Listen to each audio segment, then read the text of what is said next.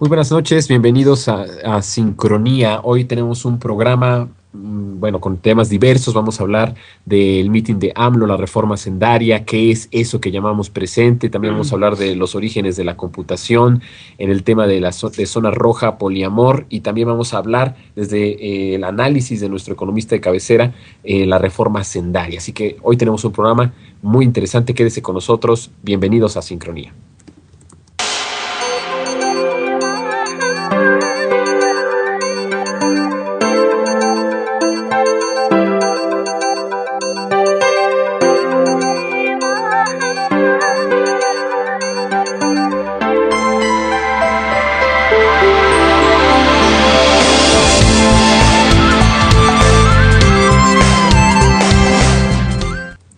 Pues estamos aquí en Sincronía y vamos a empezar en esta noche con los temas de, bueno, esta charla. En esta ocasión vamos a platicar sobre lo que sucedió este domingo, sobre esta concentración que hubo en el corazón político de nuestro país, en donde hubo un mitin, una asamblea informativa de López Obrador. Y también sobre la reforma hacendaria, que por supuesto que tiene que ver mucho que ver una con la otra, porque Andrés Manuel López Obrador asumió esta protesta, esta movilización, no solo a favor, o bueno, más bien en contra de la privatización de Pemex, sino también en contra de esta reforma hacendaria que, bueno, tiene que ver con el aumentar los impuestos y el gravar los alimentos y las medicinas con un impuesto. Lo que pasó el día de ayer, Marta, y te saludo y me da mucho gusto estar contigo, me hizo pensar al ver esa movilización es que no todo está perdido para los mexicanos. Hemos visto ayer un músculo muy fuerte, un movimiento fuerte, un movimiento en pie de lucha, pese a que los tiempos políticos, pese a que los tiempos son tiempos difíciles, pese a que ha habido una gran campaña publicitaria para promover al Ejecutivo Federal y a todo su gobierno. Hemos visto cómo se logró convocar a miles y miles de personas.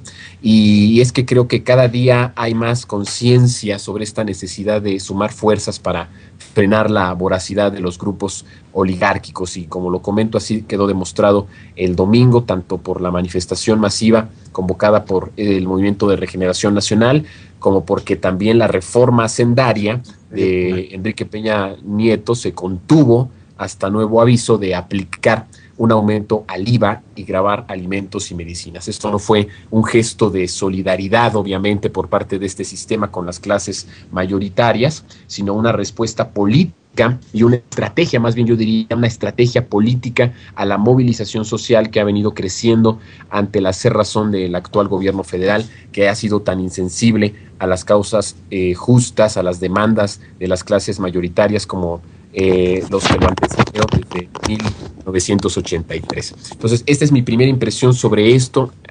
Me gustaría que tú también pues, me comentaras y nos comentaras qué es lo que piensas de lo que pasó ayer, por un lado, que es esta movilización enorme de López Obrador, y por otro lado, la reforma que envía el Ejecutivo, absteniéndose de gravar por el momento medicinas y alimentos, como lo dicta la agenda que Enrique Peña Nieto pactó en el momento en que lo impusieron como presidente de la República, Marta. Hola Jonathan, buenas noches a todos los que nos escuchan y buenas noches a todo el equipo de Red Generación que nos permite esta transmisión. Bueno, yo estuve ahí en la concentración y después estuve leyendo lo que decían varias personas en Twitter acerca de lo que esperaban, lo que percibieron. En mi opinión, yo no esperaba algo distinto a la línea que siguió AMLO, el establecer una organización, el solicitar que se siga informando, el convocar a una marcha del Ángel al Zócalo el 22 de septiembre y seguir haciendo esta protesta diciendo que solamente este tipo de movilizaciones es lo que permitirá detener la privatización del petróleo, de los recursos energéticos. Mucha gente dijo que estaba muy que fue muy tibio, que esperaba otra cosa. No sé por qué esperaba otra cosa. AMLO siempre ha seguido en la línea. Yo también pensé que, yo percibí que hubo más gente de la que yo creía, debido a cómo ha ido, pareciera que con todo lo de la andanada de los medios de comunicación, el objetivo de omitir lo que hace AMLO, todas estas divisiones de la izquierda, lo que ha hecho esa izquierda moderna, entre comillas, con el Pacto por México. Yo pensé que iba a haber muchísima menos gente. Otros dijeron que hubo menos de lo que pensaban, por lo que se estaba acostumbrado. Pues no sé, yo creo que se quedaron en el 2006, en todo lo que sucedió, como si no hubiera pasado todo este tiempo. Yo creo que hubo más de lo que de lo que yo creía, y yo no esperaba otra cosa de AMLO. Él siempre ha sido muy congruente con eso, y lo comparan con lo que pasó, con lo que ha hecho la CENTE, diciendo la CENTE sí lo ha hecho, sí ha estado. AMLO debería pedir un paro nacional con todo lo que implica, o ya de ir a tomar el Congreso, todo esto. Yo la verdad no me sentí defraudada, porque yo no esperaba otra cosa, y compararlo con la CENTE, pues es un poco forzado, porque el CENTE es un gremio, y una parte del gremio, ni siquiera todo, pero que están desde hace mucho tiempo organizados, bien compactados, bien lo que saben. El paro nacional al que le piden a AMLO que convoque, pues los paros nacionales tienen que ver mucho con la organización de los trabajadores. No es porque una parte de Twitter lo quiera, o porque algunos partidarios de Morena o de AMLO lo decidan. Eso viene son organizaciones laborales que requieren organizarse, que son los trabajadores los que deben hacerlo, y desgraciadamente los sindicatos han sido muy golpeados, se han menoscabado, los líderes han sido cooptados, y además las condiciones laborales de la gente han sido tan precarizadas que con esos 120 pesos que algunos ganan un día, no dejarlos de ganar significa mucho para ellos. No digo que no se pueda hacer, claro que se puede hacer, pero con organización muy profunda, de mucho tiempo, y de estar por abajo, y no nada más en Twitter, o nada más en algunas asambleas de algunos partidarios de AMLO, o de los partidarios de AMLO solamente, o de algunos de izquierda. No, yo no creo que sea así. Por eso pedirle eso, pues me parece muy exagerado. Creo que también la apuesta de AMLO por el movimiento pacífico, por el movimiento de organizarse, de informar lo más que se pueda, es bastante radical. Como leí a alguien que dijo en Twitter algo muy certero: acciones radicales, de verdad la quieren, váyanse fuera de las escuelas de sus hijos, si son escuelas privadas, a volantear y a decirles a todos, vaya que sería radical, porque vemos cómo pueden responder los panistas, la gente que va a ese tipo de escuelas, los padres de familia que llevan a sus hijos a esas escuelas, a ver si es tan sencillo. Y creo que sería una labor muy de veras radical, y bastante riesgosa en algunos casos. Por eso yo digo, yo no esperaba algo distinto. Muchos sí dijeron que qué tibio, pero parece que no conocieran las cosas. Además, también, como dicen otros, recuerden que que en la silla presidencial está un represor que ya comprobó que puede hacer uso de esas medidas, que es Enrique Peña Nieto con Atenco. Entonces no debe olvidarse tampoco eso. Por otro lado, vemos lo que sucedió con la reforma hacendaria. Muchos quieren decir, por nosotros fue, por la CENTE fue, por Morena fue, por miles de situaciones fue, por el Pacto por México fue, por los del PRD que están en el Pacto por México. Yo creo que más bien son una serie de factores los que confluyeron. La situación económica está muy difícil, está muy dura, estamos en recesión. He sabido que hay fondos, que Felipe Calderón dejó la economía muy mal. Los priistas no se atrevieron a decir nada, porque también fueron cómplices, porque no les convenía, porque necesitaban el contubernio con los panistas, y entonces ya no es tan fácil que puedan acusar y decir que fueron los panistas los responsables. Está por un lado eso. Tienen miedo de que los fondos internacionales se pongan más nerviosos, y ante medidas todavía más impopulares de la que está, ante tanta conflictividad, ante tantas protestas de la gente, ante tantas advertencias de AMLO, ante la movilización de ayer de AMLO, obviamente no era tan fácil que lo hicieran. Esa es mi opinión por la que se llevó a cabo. Dicen que que fue muy social algunos dicen eso, ahora sí los intelectuales orgánicos del gobierno dicen que vaya que sí se hizo todo lo que querían, pero no es así y hay que ver las letras chiquitas, todavía falta muchas cosas, pero sí no, hay que destacar que no se atrevieron a imponer el IVA en alimentos y medicinas debido a toda esta situación, a todos estos factores. No creo que solo haya sido uno y pues bueno, eso es mi primera opinión aquí en esta charla. Sí, incluso, buenas noches, incluso, como dices tú, Marta, este, ha habido versiones, obviamente, curiosamente por dos lados, ¿no? Por el lado de la derecha y por el lado de ciertos sectores de izquierda, que no me atrevo yo a llamarles radicales porque no me gusta ese término. Creo que es un término demasiado significativo y como para ponerlo, darle una connotación negativa. Pero sí sectores de la izquierda, de alguna forma antiamloístas, ¿no? Que han estado, bueno, estos sectores dicen que Andrés Manuel López Obrador fue repetitivo, que salió con lo mismo de siempre, que no tuvo la misma convocatoria, que representa al sistema electoral, que a su vez representa la democracia liberal totalitaria, que es la que esconde la jerarquía y el ejercicio del poder del capital, en fin, ¿no?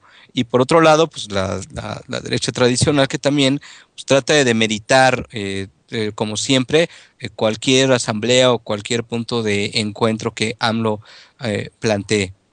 Eh, Incluso hubo unas versiones por ahí que llegaban a decir que había un conflicto entre la gente y Andrés Manuel López Obrador. Yo creo que de eso pedía su limosna a la derecha, que hubiera una fractura y una fragmentación entre los dos movimientos más representativos y más activos en este momento, que era, por un lado, la Coordinadora Nacional de Trabajadores de la Educación, con su plantón en el Zócalo, y por otro lado, Andrés Manuel López Obrador. Y la asamblea a la que convocó el día de ayer. Afortunadamente, pues no se llevó a cabo un conflicto, no hubo tal rencilla ni tal división ni encono como se pretendió por parte de algunos sectores de la derecha, bueno, de todos los sectores de la derecha, que apostaban a que ante la opinión pública no hubiera una unión de los movimientos ni una unión de las causas de la izquierda.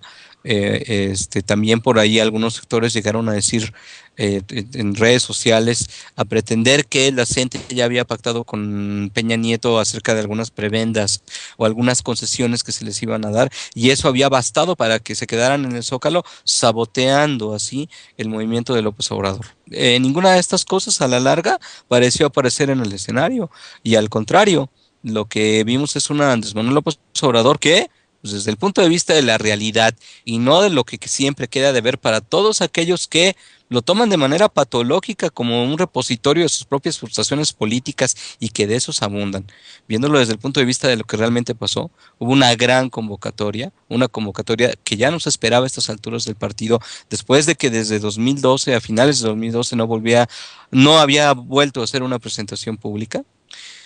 También hubo pues un discurso, como siempre, reiterado acerca de las mismas cosas que suceden y, como dice Marta, enmarcado en el mismo tenor que él siempre ha propuesto, es decir, una vía que es una vía informativa, una vía que es una vía siempre teniendo el marco de la democracia electoral, que es la ruta que él se ha trazado hasta ahorita, y también la concientización, es decir, la concientización popular a través de este foro que organiza, que tiene bastante audiencia todavía, ¿no? Obviamente desdeñado y suprimido por los medios dominantes, pero aún así ahí está. Y esta concientización a través de la información, dando libertad a que las demás organizaciones de alguna forma también entren en acción con otros métodos. Se hizo un llamado también ayer a los maestros, no un llamado, sino un par de menciones. A mí hubiera gustado que fueran más, pero hubo un par de menciones al movimiento magisterial de la CENTE. Entonces, yo creo que Andrés Manuel López Obrador está dentro de la misma ruta, está dentro de la misma corriente que le conocemos, y aquellos que le piden más son aquellos que, repito, parece que ciertas frustraciones, más allá de la crítica que se le pueda hacer, ciertas frustraciones siempre las vierten en su figura, y pues ni hablar de la derecha, para la cual sigue siendo un personaje bastante incómodo. Ahora, para mí, ciertas observaciones creo que de alguna forma esta convocatoria, y si algo le faltó, es no haber sido tan esporádico, haber propuesto una ruta tan esporádica entre evento y evento. No me acuerdo, si mal no me acuerdo, creo que todavía llamó a otra congregación, pero pienso que debió también de haber hecho y amalgamado un poco más las causas, haber sido más claro en eso, y también llamar a una resistencia civil más activa y mucho más consecutiva, de mucha mayor intensidad en cuanto a los movimientos, ¿no? Yo creo que por ahí eso es lo que a mi gusto pudo haber estado entre sus posibilidades y no se dio. Y por otro lado, estaba oyendo un noticiario en Canal 52, que es el canal de la empresa MBS, en donde ya los medios de comunicación empezaban a confundir. Es decir, primero presentaban el paquete en el noticiario de la reforma de Peña Nieto con todas sus minucias, bueno, más bien con todos los puntos principales que son difundibles de manera rápida en un noticiero en los medios masivos comunes, y después el que estaba dando las noticias, el titular del noticiero, decía: a quien no le gustó la reforma fue Andrés Manuel López Obrador. Oigan, por favor, la reforma se presentó a las 6 de la tarde. Andrés Manuel López Obrador habló antes de conocer este paquete de reforma y todavía esperemos ver qué es lo que se dice. Pero ya hay una confusión, ya hay un manejo artero de la información en donde se quiere poner a Andrés Manuel López Obrador como una persona resistente en vano, es decir, como una persona resistente de manera irracional que solamente está en una oposición empecinada, casi enfermiza, sin ningún sustento. Entonces hay que cuidar todas estas aristas. En cuanto a la reforma, yo creo que hay que ver qué es lo que va a suceder. Hay muchos escenarios posibles, pero por lo pronto, como dice Marta, es insoslayable la influencia tanto del movimiento magisterial simultáneo en 22 estados y la gran resistencia, tal vez no muy esperada por parte de la gente, por los medios de comunicación y por los poderes fácticos en turno, que son los que dominan el país, y por otro lado también la gran convocatoria de Andrés Manuel López Obrador. Pienso yo que quizá hubieron muchos paquetes alternativos y que en este momento, dado que la concientización social se difundió mucho más rápido de lo que ellos esperaban, tuvieron que dar marcha atrás y dosificar las reformas. Yo pienso que efectivamente hubo varios factores, como ustedes bien dicen. Pienso que lo que sucedió en el momento en el que Peña Nieto presenta su reforma es una derrota momentánea al priismo, al sistema. El PRI, el PAN, la derecha y los chuchos, es decir, todos dentro de la misma bolsa, ¿no? De la misma canasta. Pues la derecha, que son el PRI, el PAN y los chuchos, pensaron que las reformas estructurales, estas reformas que tanto están recomendando y que están los organismos internacionales urgiendo al títere que pusieron en la presidencia a aprobar o a proponer, pensaron que todas estas reformas iban a pasar muy rápido, iban a pasar a través del Pacto por México, iba a ser como que el conducto automático para pasar todas las reformas, pero no se esperaban evidentemente o no lograron medir la fuerza que los maestros iban a tener en torno a esta ley, a esta reforma educativa que lastima severamente los derechos de los trabajadores de la educación y que al mismo tiempo o a la par también abre el espacio para las privatizaciones, la privatización de la educación.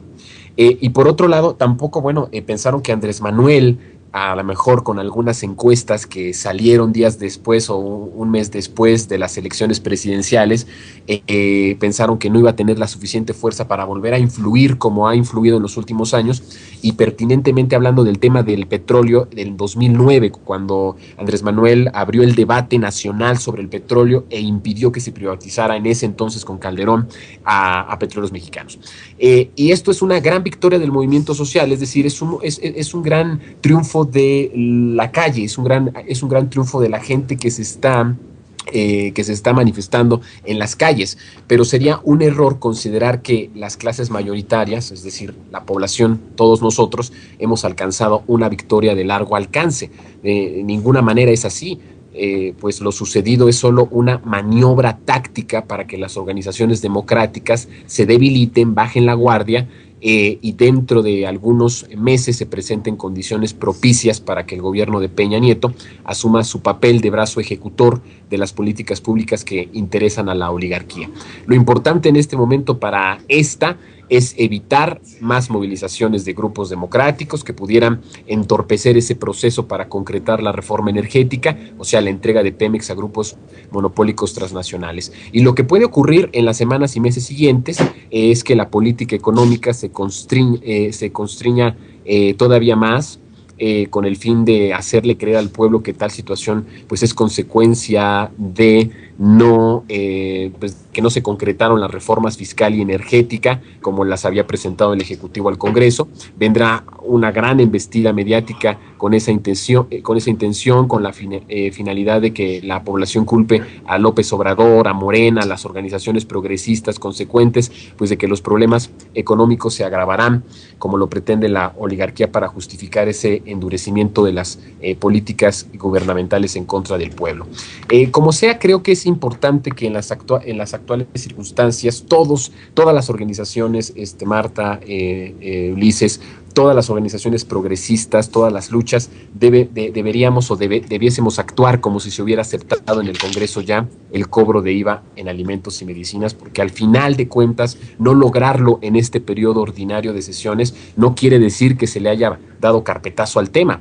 O sea, la oligarquía está decidida a concretar en este sexenio su estrategia neofascista. No le importa que no sea en este año, pero creo que es importante que, por un lado, los movimientos sociales no se debiliten, que siga habiendo protestas, que siga habiendo información. Creo que es bastante radical informar en un país de desinformación. Creo que el camino de la información, el camino de la comunicación es bastante radical para nuestro país, y la movilización creo que tiene que seguir de la mano, tiene que seguir creciendo, y creo que esto se va a lograr conforme se informe más a la población de las trampas y de las farsas que el sistema en este momento, pues a través de una estrategia, están haciendo, como que diciendo, ya ven, nosotros no queríamos grabar el IVA, solamente son fantasmas, solamente son imaginación de un loco tabasqueño y de los que le siguen. Entonces creo que es importante que ahí centremos la lucha en este momento de pues todos los que nos decimos progresistas.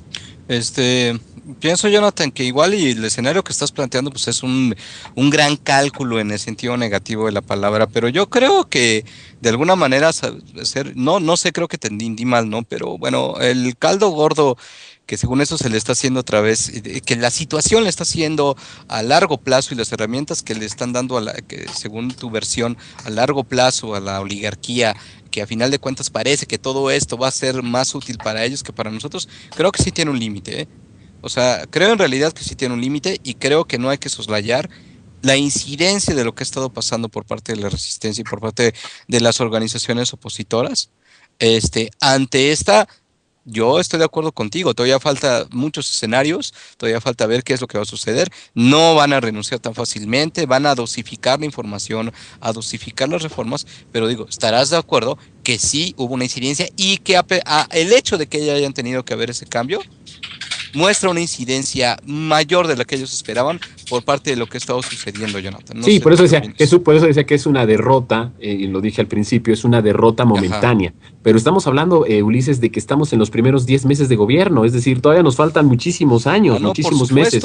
Y dentro de esos meses, no creo que porque se haya parado en estos momentos al inicio de su sexenio, vayan a querer dejar ese propósito que lo tiene ya muy bien afirmado. Pero ellos hubieran preferido no tener que posponerlo por el momento, y sobre todo, como tú dices y como Marta de alguna manera apuntó, esto es una muestra de lo que se puede llegar a hacer a través de organizaciones valientes como ha sido la Coordinadora Nacional, independientemente de todas las críticas. Entonces, digamos, es una one little victory, como dicen los norteamericanos, o sea, es una pequeñísima, no pírrica, sino pequeñísima victoria. Y obviamente es el punto de partida, un indicador de la capacidad de la organización. Esperemos que así se vaya presentando en las subsecuentes luchas que Jonathan, tienes razón, todavía faltan un poquito más de 5 años, pero yo creo que este primer año plantea el escenario de cómo va a estar la situación, de medir la situación por parte del poder acerca de la fuerza que pueden llegar a tener ciertas organizaciones bajo condiciones el límite, bajo condiciones críticas, y pienso que apenas estamos empezando, pero nosotros de alguna forma ya al final del año empezamos bien. Por lo pronto, pues muchas gracias, muchachos, por esta mesa política tan sabrosa, enriquecedora, que deja más líneas abiertas como siempre que respuestas, y eso es lo importante, la reflexión abierta. Nuestro productor Carlos Garza nos va a enviar a un espacio musical.